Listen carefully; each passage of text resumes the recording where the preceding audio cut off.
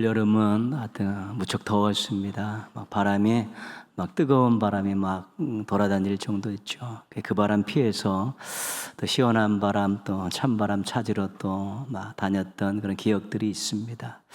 요즘에 또 좀 바람이 선선하게 부니까 너무 기분이 좋습니다.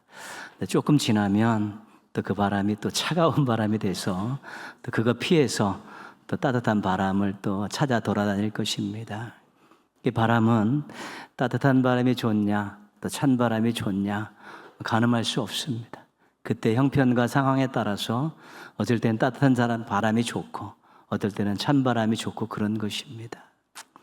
이 사람의 마음은 그 온도를 측정하기 어렵습니다. 근데 사람들은 저 사람 마음이 따뜻하다, 저 사람 마음이 차갑다 이렇게 평가를 하죠. 그 사람의 언행을 보면서 판단하는 것입니다. 좀 배려해주고 위로하고 또 격려하고 이렇게 섬기는 그런 사람들 보면 마음이 따뜻하다 그렇게 우리가 생각을 하고 말을 합니다. 그런데 무관심하고 또 비판하고 또 무례하고 자기만 챙기는 그런 모습들 보면 마음이 좀 차가운 것 같다, 냉랭하다 그렇게 생각하고 그렇게 판단을 하는 것이죠. 우리가 생각하기에 마음은 따뜻했으면 좋다 그런 생각이죠. 찬 마음은 별로 선호하지 않고 마음은 따뜻했으면 좋다 그런 것이 우리 보통의 마음입니다. 그럼 성경에서는 이 차다 뜨겁다는 것에 대해서 어떤 견해를 가지고 있을까? 우리가 요한계시록 3장에 보면 라오디게아 교회에게 전했던 말씀들이 나와 있는데 거기서 이런 내용이 있습니다. 내가 차지도 아니하고 뜨겁지도 아니하도다. 내가 차든지 뜨겁든지 하기를 원하노라. 내가 이같이 미지근하여 뜨겁지도 아니하고 차지도 아니하니 내 입에서 너를 토하여 버리리라. 교회를 향해서 성도들을 향해서 주님께서 하시는 말씀입니다. 너 차지도 않고 뜨겁지도 않고 미지근한데 그거 내 입에서 토해내겠다 그렇게 말씀하시지요.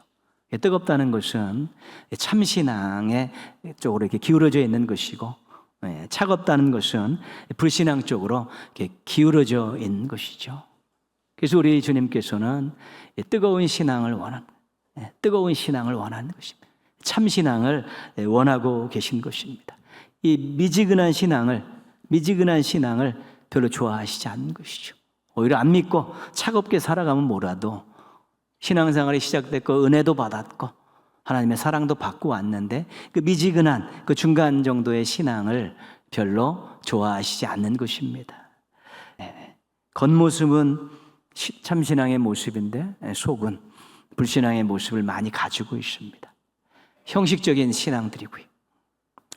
감격과 의지와 열정이 사라진 신앙이고 세상과 적당히 타협하고 사는 신앙, 이런 중간에 미지근한 신앙을 하나님께서 원하고 계시지 않는 것입니다. 이렇게 진단하신 후에 강력하게 권고하고 계십니다. 뭐라고 말씀하시냐면 내가 열심을 내라, 회개하라. 미지근하게 살았던 미지근한 신앙에 대해서 회개하고 이제는 열심을 내라, 뜨거움을 회복하라 그렇게 권고하고 계신 것입니다. 신앙은 성경에 보면 뜨거운 것이 좋은 것입니다. 찬 것은 별로 선호하지 않고 미지근한 것은 더더욱 싫어하시고 신앙은 뜨거운 것이 좋습니다. 물이나 바람은 그때의 사람의 상태에 따라서 상황에 따라서 뜨거운 것이 좋을 수 있고 찬 것이 좋을 수 있지만 마음은 그래도 따뜻한 마음이 좋은 것이고 신앙은 뜨거운 신앙이 좋은 것입니다. 뜨거움을 표시하는 한자어는 그 열자를 씁니다. 뜨거울 열자, 쏠릴 열자입니다. 이것을 시작으로 하고 담고 있는 용어들은 굉장히 많습니다. 근데 성경에 나오는 용어 가운데 열심이라는 용어가 있어요. 열심. 하는 일에 마음을 다해 힘을 쏟는다는 것입니다. 마음이 뜨겁다는 것이죠. 하고 있는 일에 아주 굉장히 힘을 쏟는 것이고요. 열정이 있습니다. 어떤 일에 애정을 가지고 아주 집중적으로 열중하는 그런 모습들을 열정이라는 것이죠. 감정이 뜨겁다는 것입니다. 그 열자 들어가는 것들은 굉장히 우리에게 적극적인 그런 삶의 태도들을 이야기할 때는 이 열자를 꼭 쓰는 용어들을 사용합니다. 하나님께서 우리를 위해서 열심을 내십니다. 관심을 가지고 계시고 우리를 살피시고 도와주십니다. 시편에서는 졸지도 주무시지도 않는 하나님으로 소개하고 있습니다. 살피시고 관심을 갖고 살피시고 도와주시는 그런 열심 있는 하나님이시죠. 이사야 9장에 보면 메시아를 통해서 구원하시겠다는 예언의 말씀이 들어가 있습니다. 근데 그 말씀을 이렇게 설명합니다. 만군의 여호와의 열심이 이를 이루리라. 메시아를 보내서 택한 백성을 구원하시는 이 일을 하나님의 열심이 이루신다는 것입니다. 적당히 몇 마디 던져놓고 기다리시는 것이 아니라요. 계획하시고 준비하시고 보내시고 살피시고 함께 하시고 개입하셔서 이 구원의 역사를 이루시는 분, 하나님의 열심이 이것을 이루신다. 그렇게 말씀하고 있습니다. 이사야 26장 11절 말씀해 보시면요. 백성을 위하시는 주의 열성을 보면 부끄러워할 것이다. 열정과 같은 뜻입니다. 그렇죠? 하나님께서 일하시는데 열정을 갖고 일하는 것입니다. 아주 그냥 안타까워하시고 출동 준비하시고 개입하셔서 유익을 주는데 그 열정이 있으십니다. 백성들을 사랑하시고 도우시는데 무슨 말씀인가 하면은 하나님은 이렇게 열정을 가지고 너희들을 도우시고 너희들을 위해서 모든 것들을 하고 계신데 너희들은 어떻게 하나님의 일에 그렇게 밍밍하냐? 하나님의 일에 그렇게 형식적이냐? 하나님의 열정을 가지시고 하는데 하나님이 어떤 분이고 하나님의 열정이 어떤 것을 생각해 보면 너희들 부끄러워할 수밖에 없을 것이다. 하나님께 부끄러움을 당하는 그런 열정 없는 모습으로 살지 않았으면 좋겠다라는 것이 또 이사야 26장에서 하고자 하는 말씀입니다. 하나님께서 열심히 일하시니까 우리도 열심히 일해야 합니다. 하나님께서 열정을 가지시고 도우시니까 우리도 하나님의 일에 열정을 가지고 매진해야 되는 것입니다. 그것이 관계에 있어서 맞는 것입니다. 마음이 뜨거우십니까? 여전히 뜨거운 사랑을 가지고 계십니까? 열심히 살고 계십니까? 어떤 일들에 대해서 열정적으로 하고 계십니까? 자신의 신앙을 돌아볼 때 내 마음이 뜨거운가? 내가 열심히 살고 있는가? 열정을 가지고 일하고 있는가? 이런 부분들을 꼭 살피시고 돌아봐야셔야 됩니다. 맥 빠진 모습으로, 그저 그런 모습으로, 어떻게 되겠지 하는 모습으로 주신 인생을 경영하는 것은 잘못된 것입니다. 주신 일을 그렇게 대하는 것은 하나님께 죄송스러운 것이기 때문에 그렇습니다. 스데반이라는 믿음의 선배를 오늘 말씀을 통해 살펴보려고 합니다.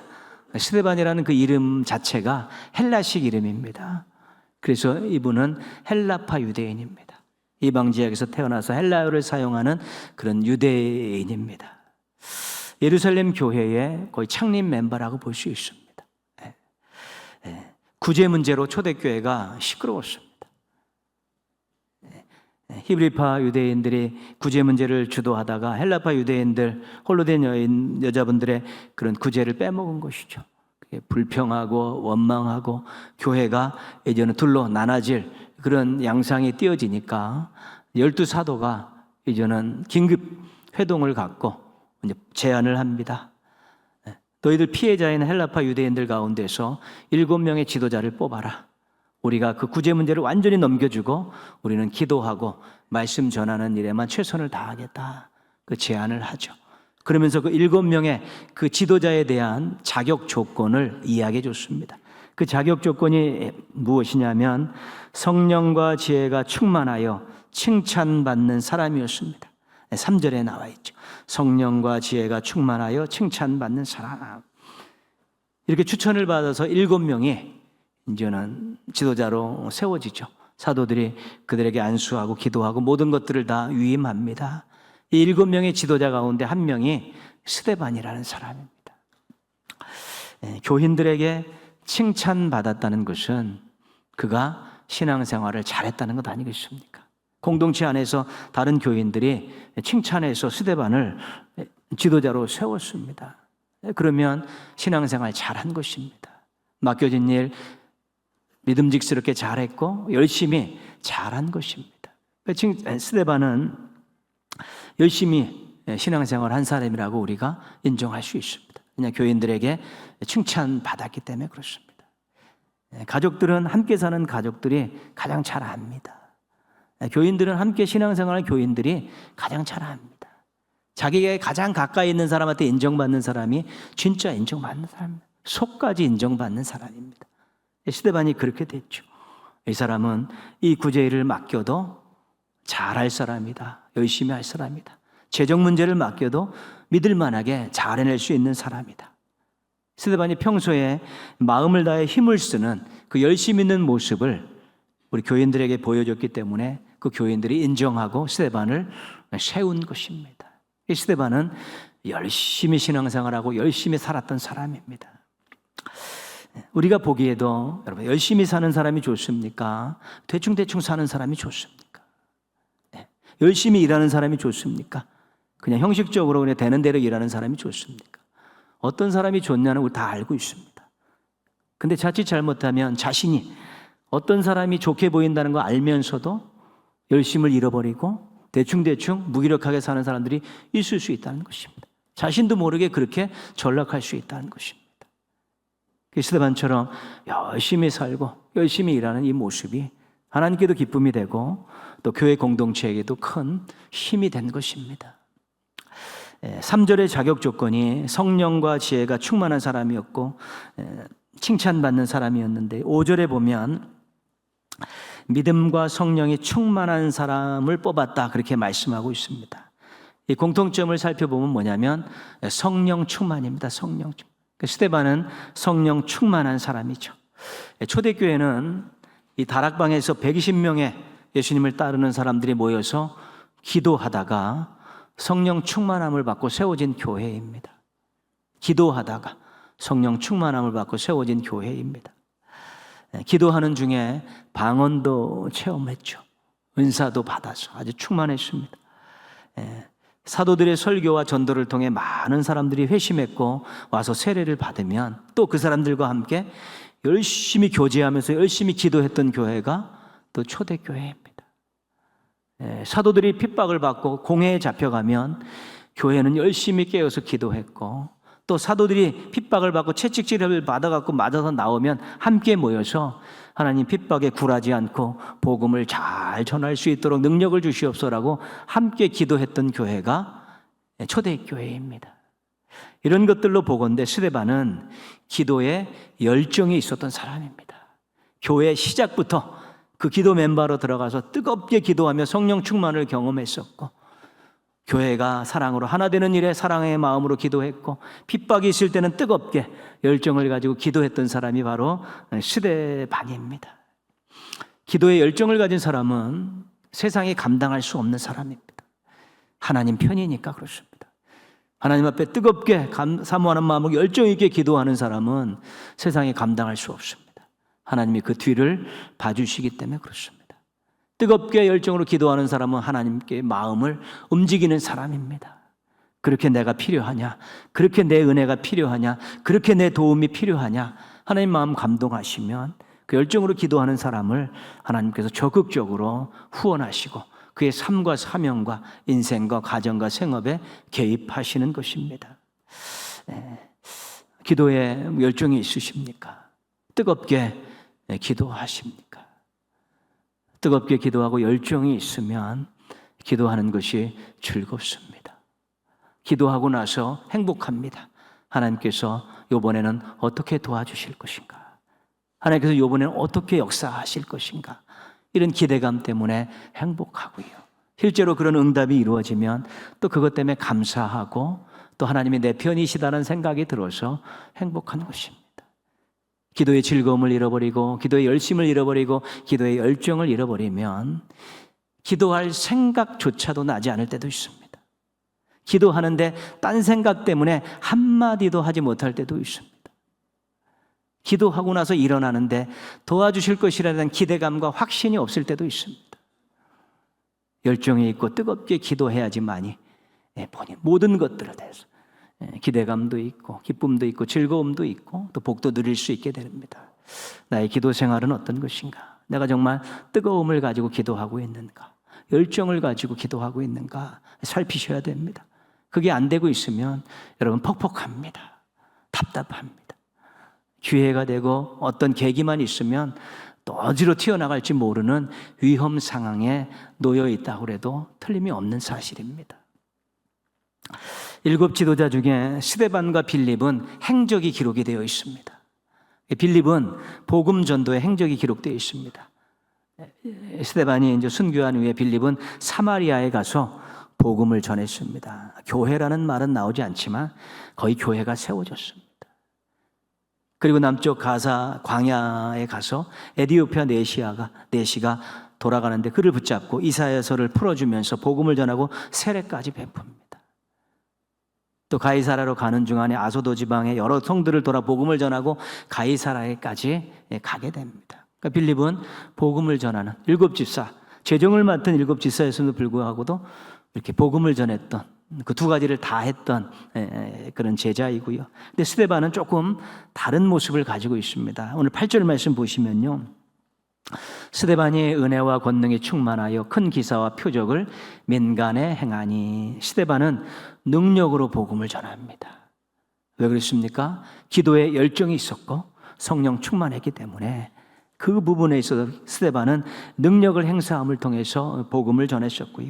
9절 말씀 보시면요, 이른바 자유민들, 즉 구레네인, 알렉산드리아인, 길리기아와 아시아에서 온 사람들의 회당에서 어떤 자들이 일어나 스데반과 더불어 논쟁할세. 스데반은 회당에서 논쟁을 했죠. 자유민들은 유대 땅에 살다가 어떤 일들로 인해서 세계 곳곳으로 흩어졌습니다. 로마의 군인의 지원을 해서 나가기도 하고, 흩어졌던 사람들이 이제 해방을 맞아 자유민이 됐습니다. 자유를 얻고 이제 돌아와서 구레네, 알렉산드리아는 아프리카 아니겠습니까? 길리기아, 아시아 막 돌아와 있는 그 사람들인데, 이 사람들과 스데반이 논쟁을 벌이는 것입니다. 회당에서 논쟁을 벌일 수 있다는 것은 지식이 있다는 것입니다. 율법과 신앙에, 그리고 언변이 있다는 것입니다. 지식을 하고 있죠. 7장에 가면 스데반의 설교와 스데반의 순교 내용이 나옵니다. 이제 이 자유민들이 논쟁에서 지니까 이제 화가 나가지고 스데반을 거짓 고소를 합니다. 공회. 율법과 성전을 모독한 인간이라고. 스데반이 공회에 잡혀갔지만 천사 같은 얼굴로 당당하게 이야기하는데, 설교를 2절에서 53절까지 근 50절에 이르는 방대한 양의 설교를 공회 앞에서 합니다. 근데 그 내용의 앞부분은 뭐냐면 아브라함부터 솔로몬까지 그 긴 역사를 압축적으로 설명하고 있는 것입니다.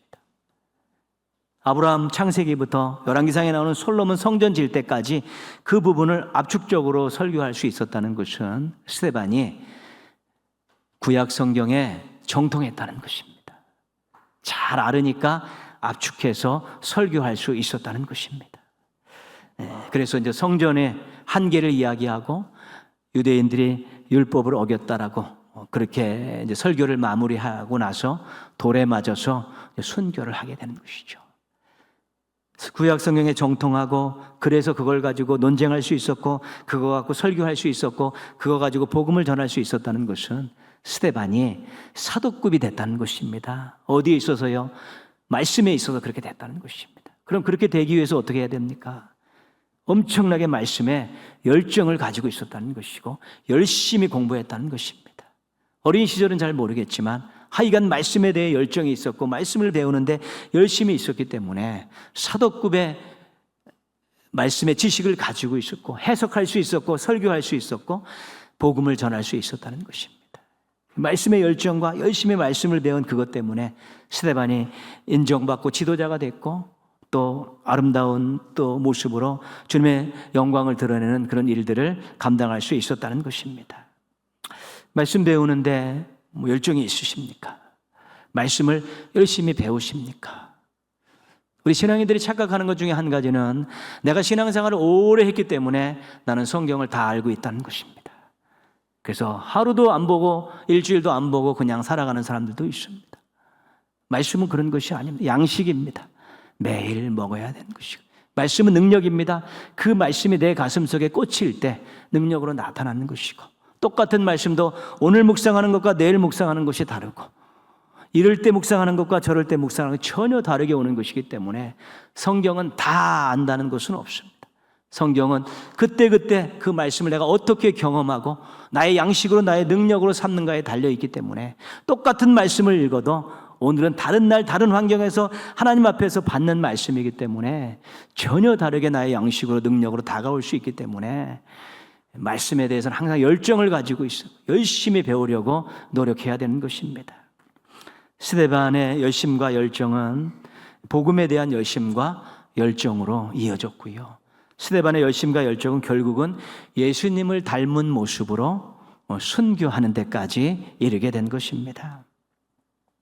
사람들은 자신에게 유익이 되고 자신이 좋으면 열심을 냅니다. 그런데 신앙인은 하나님이 기뻐하시고 하나님이 좋아하시면 열심을 내야 되는 것입니다. 그게 차이가 있는 것입니다. 누구를 위해 사느냐? 자신을 위해서 사는 사람들은 자신이 좋고 자신에게 유익이 되는 것에 열정을 갖고 열심을 내오는 것이고요. 하나님의 영광을 위해 사는 사람들은 하나님의 뜻과 하나님이 기뻐하시는 일에 열정을 가지고 열심을 내는 것입니다. 내가 누구를 위해 사는가를 여러분 분명히 하시면 열심과 열정을 회복할 수 있습니다. 내가 하나님의 영광을 위해 사는구나. 그러면 열심과 열정을 회복하는 데 큰 도움이 되는 것입니다. 앙겔리우스 셀레시우스라는 시인이 이런 말을 했습니다. 같이 한번 읽겠습니다. 그리스도가 베들레헴에서 수천 번 탄생하셨어도 당신 안에서 탄생하지 않는다면 당신의 영혼은 쇠하리. 골고다 언덕의 십자가도 아무리 찾아도 없으리.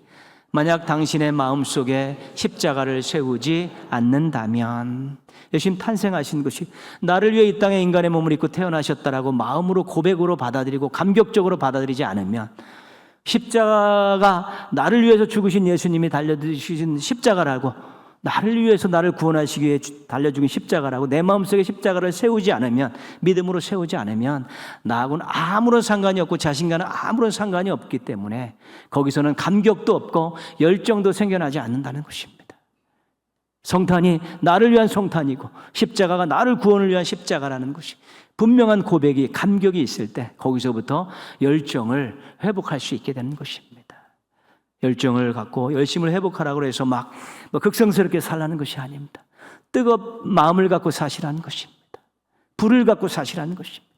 불이 붙어 있으면 뜨거운 일들 나가고, 불이 안 붙어 있으면 연기만 나는 것입니다. 불평하고 원망하고 비판하고, 불이 안 붙어 있으면 연기만 나니까 늘 사람들에게 해로운 말들과 행동들이 나올 수밖에 없다. 불을 가지고 있으면 하나님을 기쁘시게 하는 일을 할 수밖에 없기 때문에 사람들에게도 공동체에도 유익한 삶의 모습들이 나올 수밖에 없는 것입니다. 더전도 기간을 통해서 여러분 또 다시 한번 내가 정말 열정을 가지고 살고 있는가, 또 열심을 가지고 또 신앙생활을 하고 있는가 한번 돌아보셔서 뜨거운 가슴을 안고 불을 갖고 사셨으면 좋겠습니다. 연기 내는 인생이 아니라 뜨거운 불을 뿜는 인생 되셔서 하나님을 기쁘시게 하고 공동체와 주변의 사람들을 행복하게 하는 우리 멋지고 당당한 신앙인들 되시기를 주님의 이름으로 축원합니다.